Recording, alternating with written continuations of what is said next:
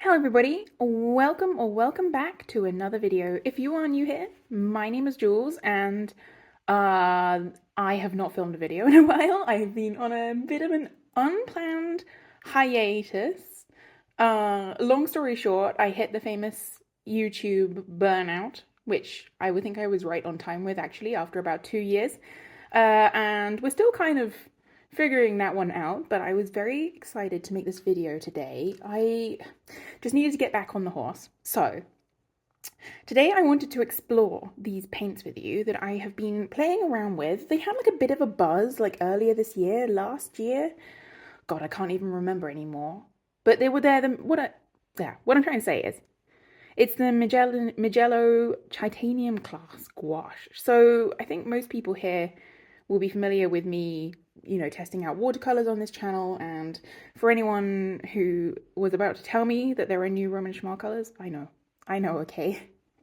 The art budget is running low, but the Christmas is coming, so it will probably work out. But anyway, I don't paint much with gouache. But I wanted to try out gouache for a long time. But the thing that bothered me was the idea that gouache dries and it cracks in a palette, So it's really nice to use fresh out of the tube, but I don't find myself using paint fresh out of tubes very often. I have a bit of an issue with low executive function, and that's just an extra step that is too much for me. So I was very curious because, as you can see in this palette here, these colors, they famously, is kind of their major selling point, is that they say that they don't crack when they dry. So I thought, okay, I'll get a few colors to try out, and these are the colors that I chose. So I chose 8 colors, and I have a plan to get a few more to round out this selection, because, it is quite limited. But I thought today I would show you the colors that I have. We can compare them from the tube, we can compare them from dried, and we can compare them mixed with water, maybe even mixed with white if I can find my white gouache somewhere. And I thought that would be a nice little video, and I can explain to you the colours that I chose and why I chose them. These are artist quality paints. They have pigment numbers on the back, so you can see exactly what pigment they are and decide for yourself. The light fastness, all the colours I chose are pretty light fast, so that's nice, with the exception of maybe the Prussian blue, but I just love the colour, okay? And I have enjoyed using these. So the idea is that with gouache is that you get a much more opaque coverage than you do with watercolor. Basically, it's just a different formulation for the binder that they use in gouache. I would say that these are perhaps not as opaque as some of the other colors that I have. So for example, I have a couple of the Holbein tubes. As you can see, not really used these very much because they're just, I don't know. They're really beautiful paints. Highly recommend. If you're really into gouache, then this is good. But for my uses, sort of like mixing it in with my watercolor just for some options, I really like these paints, is the conclusion. So if that's what you were wondering, you can stop watching now. I'm just kidding. Please keep watching. And I put them, when I got these, I also got this palette at the same time. It's also a Mijello palette. They make these with like lots of different numbers of wells. I got the one with 13 wells, I think it is. Yeah, probably. I'm not counting. And I got it because I didn't want to own more than 13 of these paints. So I figured I can squeeze them in here, and then you get so much mixing space. This is a really, really nice mixing space. I really, really highly recommend this palette also for watercolors. Like, it's just the most amazing. Yeah, you can really use it so well. I've also used this outside because when you hold it like this, like the hinge is completely flat. So it like holds its weight. So you can like hold just one side of this and mix on this side if you're outside, or put it on the ground or whatever. So I would highly recommend this if you want like something, it's pretty bulky, but it's very light. It's like aluminium. So it's incredibly light. But yes, so today I'm going to swatch these out in this sketchbook, which is a Royal Towns Art Creation sketchbook. I don't need to introduce these. Everybody knows them. Everybody loves them. And I think at first I'll just swatch them from dry, and then we can do a little comparison with the tubes. One example, so when I've been using these paints, I really like using them for like a big bold color. So this is a random page in my sketchbook, and you can see that this background is it's just really nice. I really, really love this color. This is just delightful texture. And they are sort of a satin matte. You see there's like a little bit of, you can maybe see there's a little bit of shine there. Like they're not entirely matte like other gouache that I've tried, or like watercolor. They do go a little bit shiny, but I think that that's the way that they're formulated so that they don't, you know, dry like a rock. So yeah, I guess that's the trade-off that you make with these paints. But I personally do not like have a priority on the most matte paint ever. I don't scan my designs. I barely, you know, I'm just happy if I'm using them, frankly. So that's kind of my priority. So yeah, you decide for yourself. So I have some water here. I have my microfiber towel that I bought in Berlin when I went on a trip there one time for a weekend and bought some paints and needed a cloth. I really hate the texture of microfiber cloth. Anyone else? Really, it irks me. I have a cup of tea. Everyone should have a cup of tea. Or if you like tea, obviously. It's the perfect 1st of December here. Sunny and clear and cold, so yes. And then I'm going to keep these tubes for reference so I can tell you exactly what these are. So the first colour that I got is Permanent Yellow Light. That's this one here. And I haven't pre-wet these because I wanted you to see how they re-wet. And you can see it's quite easy to get like a really nice, I mean, this was just like one dip with water, and it's really nice to get quite a creamy consistency of paint, not like you would get out of the tube at all. But really quite nice. I don't know if you're seeing this. I mean, I do have a light on because it's December and I live in the Northern Hemisphere. So you can see like this texture of paint is not watery in the slightest.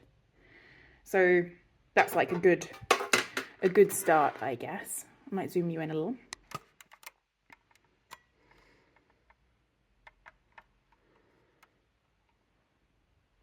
And this brush I'm using is just a Da Vinci, doesn't even have a name on it. I don't know, it's all been rubbing off. They're just these clear handles, I really like them, and the square. I like a flat brush with gouache. I saw a lot of people using flat brushes with gouache and I was like, I wonder why. And now that I use flat brushes with gouache, I have to tell you, I also don't know why. It's just good vibes.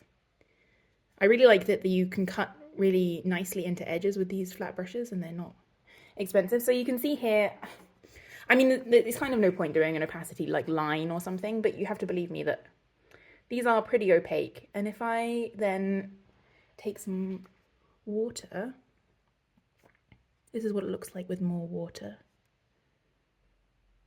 And you can see they really they maintain their brightness, you know, they just go more transparent, but they do muddy your water way quicker than other paints for sure. But this is such a beautiful color. This is PY154, which is Benzimidazole Yellow, one of my favorites. Man, I forgot how much it takes out of my voice to talk for YouTube. It's really been like a couple months or something. So thank you for everybody for bearing with me.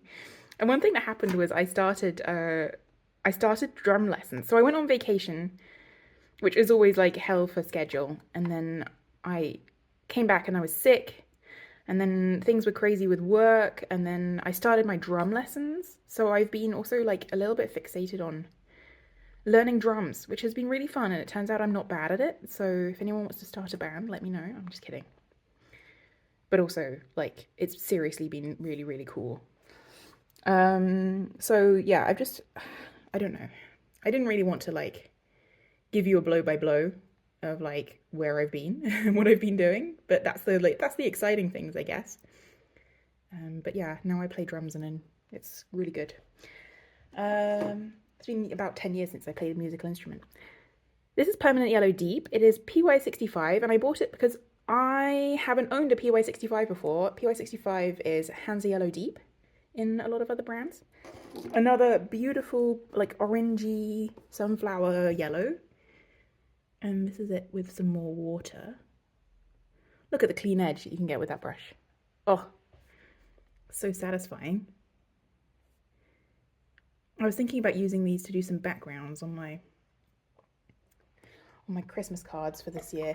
I've been painting some painting some holy pigeons. You see this with like the gold halos?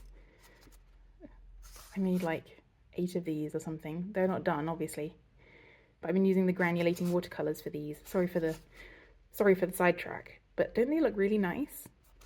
I'm really happy with those. So some people in my life are getting those as Christmas cards.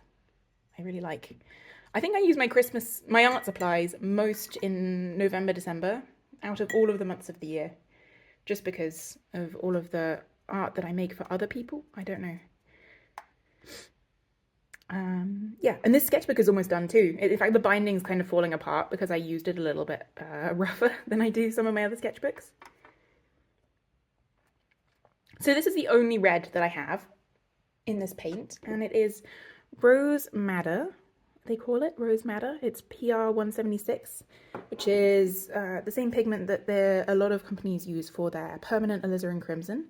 It's my favorite kind of cool red, pinky red, and I figured I'd get it because I know that it's more versatile for mixing, and also it's just gorgeous. Like, when these are dry, you won't have the reflection from my light, but it's just a stunning color. Like, really the perfect, like, wine red kind of feeling. And then when you add a little bit of water, you can see the pinkiness coming through. I'm not really a pink kind of girl, but when you mix this color with this color, you get that amazing sort of like hot red that I was using for the background in the sketchbook page that I showed you earlier. And this paper is great for, I mean, I don't want to talk about the sketchbook. Everyone talks about these sketchbooks. They're very cheap.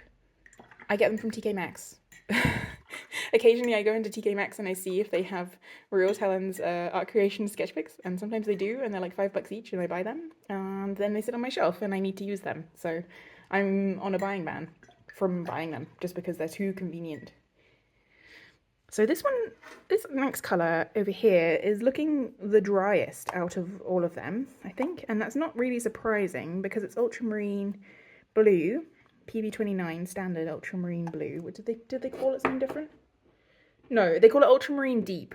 I suppose they have an ultramarine light, maybe with some white in it or something.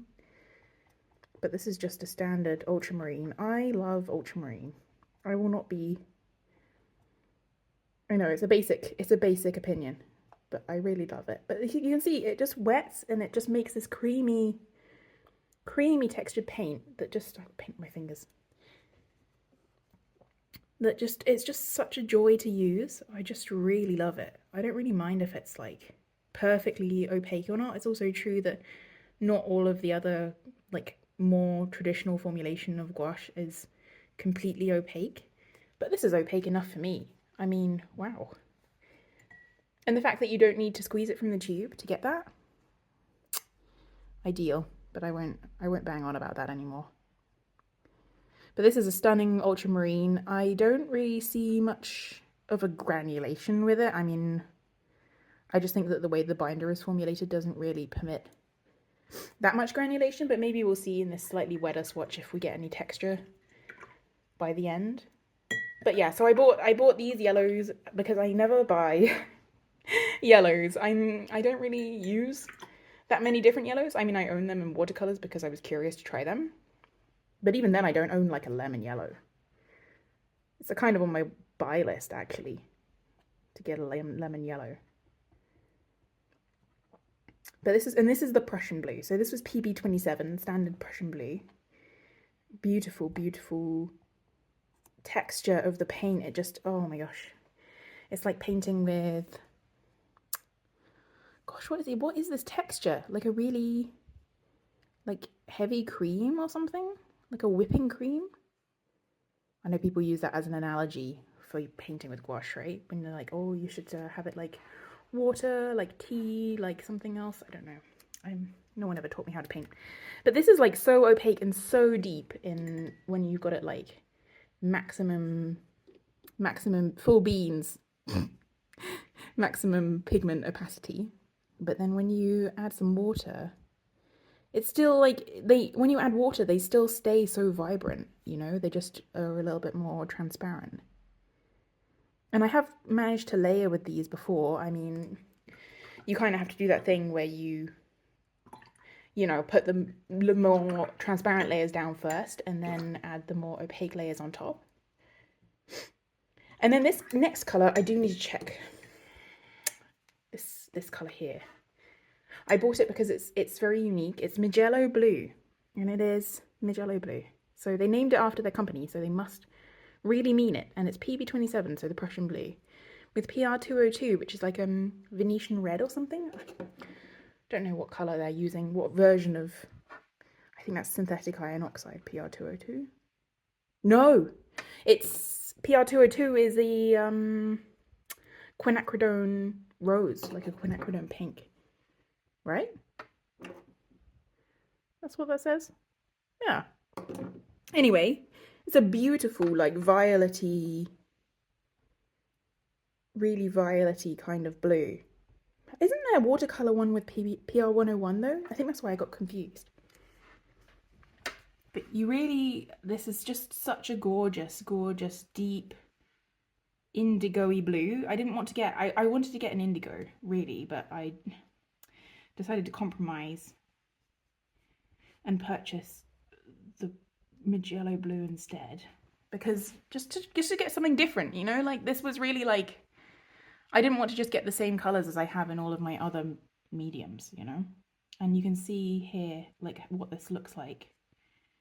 The actual sort of color of it is just this wonderful sort of denim-y, indigo-y purple blue. It's just stunning. I really, really love this color. When it's dried, I'll give you guys a close-up. I'll also try and take a picture in some natural light. The sun is kind of just rising here. It's 9:23 a.m. I also got a new watch.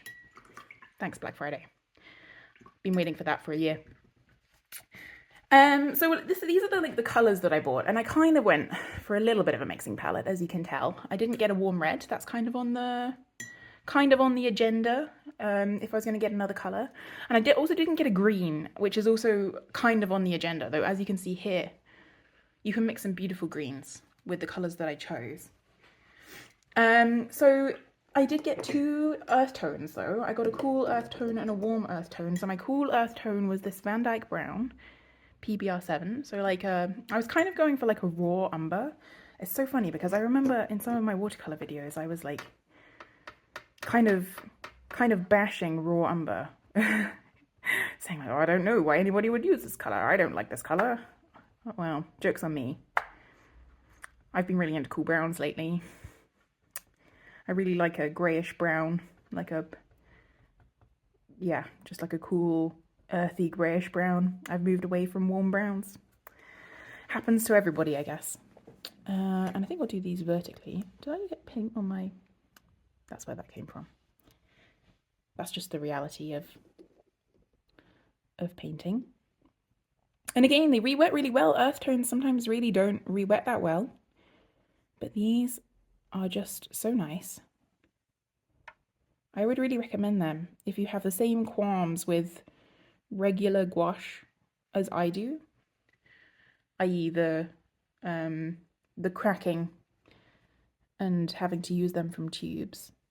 I know some people put them in the other types of gouache, they put them in palettes with like a little bit of glycerin or whatever. I don't want to do a chemistry experiment, you know? If you're paying so much for a tube of paint, I just want it to function. I want it to function the way that I need it to. So yeah, you can see this is like a really nice cool brown. I would honestly allow it a little cooler, but I can mix it with my blues. So that's fine. Just a little bit of reflection on this. I'm also intrigued to show you these when they're dry so you can see exactly how much shine there is on them, because I know that that's a real deal breaker for some people. Knocking my camera. I'm so out of practice. So anyway, if you're one of my regular viewers, let me know how your life has been in the comments. I know some people have sent me messages and I haven't always been so good at replying to them, but I really appreciate you all and thank you so much for sticking around. And yeah, if you like this video, maybe share my channel with a friend because, you know, I don't want this channel to die completely. I just don't know. I'm very, very low on ideas for videos. So I will just kind of make them as I have them. Is the idea, so I'm not holding myself to so much of a schedule anymore, but I really yeah, I was toying with the idea of making a newsletter, but not so many people seem to like the idea of newsletters. I also don't personally read newsletters that much, so I can't really blame them, you know? But like I was just trying to come up with a way that would mean that I wouldn't have to, you know, set up a filming setup and come up with a video idea, you know, maybe I could just, you know, cover some of the things that I've already covered on my channel. This brown is burnt sienna, classic burnt sienna, and this is PR 102. So a bit of an untraditional pigment for burnt sienna, but also not completely unreasonable. So yeah, at that point, I just kind of like ran out of ideas, and then I just needed a break. But I also wanted to, my friend went to Japan. And I know that not everybody here likes both my sort of stationery interests and my painting and art interests. But I asked him to buy me this traveler's notebook that I've set up. And I would like to do a video about it because I'm very excited about it. And so, yeah, if you're interested in that and you've made it to this point in the video, then let me know because I would enjoy sharing that with you. But these are all the colours that I have. So I really kept it rather simple in the sense that like I just went with a very traditional mixing palette, but you can see that I've just been having so much fun. I really like, I don't have a white. That's a limitation because I don't also, the only white that I have really is this massive tube of Schmincke Academy gouache white. But it does this thing where it like, maybe I can get this to do it like here, this little piece. It like peels off in like sheets when it's dried on the palette, you know? So, I mean, it's fine on paper. It doesn't do that on paper, but it does that on my palette and it really annoys me. So I don't like using it on this surface to mix with these paints. So that's kind of an unfortunate limitation for me. So I think that I would also get a tube of white gouache from Mijello probably if I bought some more tubes from these. I buy these from Art Miranda, which is an art supply store based out of Spain, and I would highly recommend them. They ship internationally. They have excellent deals on a lot of products, including Roman Schmal watercolors for those of you who are also Roman Schmal heads. But yeah, I'm gonna give these a few minutes to dry and then I'll come back and show you what they look like and what the matteness situation is. Yeah, I can show you that then. All right, 1 cup of tea and a couple rounds of geogesser later. The paints are mostly dry. I think there's like one wet spot left. So yeah, as you can see, when they dry, they maintain their vibrancy really nicely. I think they just look, they really pop off of the page, especially the yellows.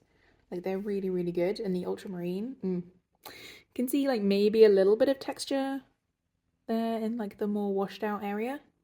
So yeah, maybe it would granulate if you gave it like a lot of water, but it certainly isn't like a super granulating paint. I smudged the Mijello blue, but isn't it just such a stunning, stunning blue? And then the earth tones also like look really rich, just generally speaking, even when they're washed out, you know, it's not, yeah, they don't just disappear. In terms of the matteness, I'm trying to show you this a little bit better. Okay, there you go. So this, like the more lemony yellow is very matte, as is the ultramarine. The others have this kind of like satiny sheen to them in like a real mass tone, though the more washed out versions are not so bad. The earth tones are also very matte. I think that the Van Dyke brown is a little bit more matte. This is like literally wet, like this spot. But there's like a little bit of a sheen also. I can see it in person on the burnt sienna. But honestly, it's really not a deal breaker for me. It doesn't make them like too sticky like in a sketchbook. Like I think that they just behave really, really nicely. So yeah, for the sake of having re-wettable gouache that doesn't crack and fall out of your palette, personally that's a trade-off I'm willing to make. So yeah, but you can decide for yourself. I just thought I would present the evidence, and yeah, they don't like bleed through the page or anything. So hopefully this video was interesting and or helpful. Maybe this goes on someone's Christmas list, I don't know, but they are really nice. They're not too expensive. I bought them open stock, but you can also buy them in sets. I just, you know, I was dabbling, so I didn't want to commit to a massive set of something I didn't know I was going to use, but I think I might pick up a warm red and a leaf green, maybe like a yellow green, because you use so much yellow mixing greens otherwise, and perhaps a turquoise. I know that that would make this a palette with like 4 blues, but I always end up buying more blues than other colours anyway. I was considering buying a purple, but actually you can really mix such beautiful purples with this red and the blues, so I don't think we need that. So yeah. Thank you for watching the video. Thank you for sticking with me. Please, if you're new here, do click like and subscribe. It just helps, you know, keep up motivation a little bit to make videos when I can see. That's really the only metric I have to see that people are enjoying the videos, as well as leaving a comment. So yeah, thanks so much for sticking with me, and I'll see you all in the next video. Bye, everybody.